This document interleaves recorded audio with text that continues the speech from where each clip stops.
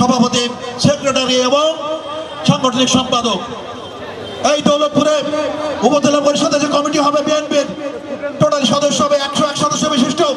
তাই এই 3টা পোস্ট বাদেও আরো অনেক পদ থাকবে, যেখানে আপনারা এই দৌলতপুরের নিট ক্লিন ইমেজের লোক, ভালো ইমেজের লোক, সমাজে গ্রহণযোগ্যতা আছে, এই ধরনের লোকদেরকে আপনারা অন্তর্ভুক্ত করবেন। কারণ আগামী কিছুদিন পরেই একটা নির্বাচনের রোডম্যাপ হবে। সেই নির্বাচনের রোডম্যাপ হলেই সাধারণ মানুষের দ্বারা আমাদেরকে যেতে হবে। যে সকল মানুষ ধানের শীষের ডেলিগেট হবে, যে সমস্ত মানুষ ধানের শীষের প্রতিনিধিত্ব করবে, যে সমস্ত মানুষ দেশনেত্রী বেগম খালেদা জিয়ার প্রতিনিধিত্ব করবে, যে সমস্ত মানুষ দেশনায়ক তারেক রহমানের প্রতিনিধিত্ব করে তাদের জন্য ভোট চাবে, সেই ধরনের মানুষকে আপনারা এই ধরনের কমিটিতে নিয়ে আসবেন। সংগ্রামী বন্ধুগণ, পরিশেষে আপনাদেরকে বলতে চাই, এই দৌলতপুরের ঘাঁটি, দৌলতপুরের মাটি বিএনপির ঘাঁটি, এই দৌলতপুরের মাটি ধানের শীষের ঘাঁটি।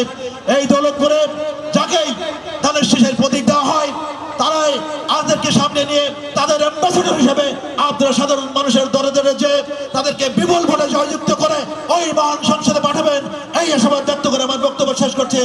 বাংলাদেশ জিন্দাবাদ, বাংলাদেশ জাতীয়তাবাদ জিন্দাবাদ।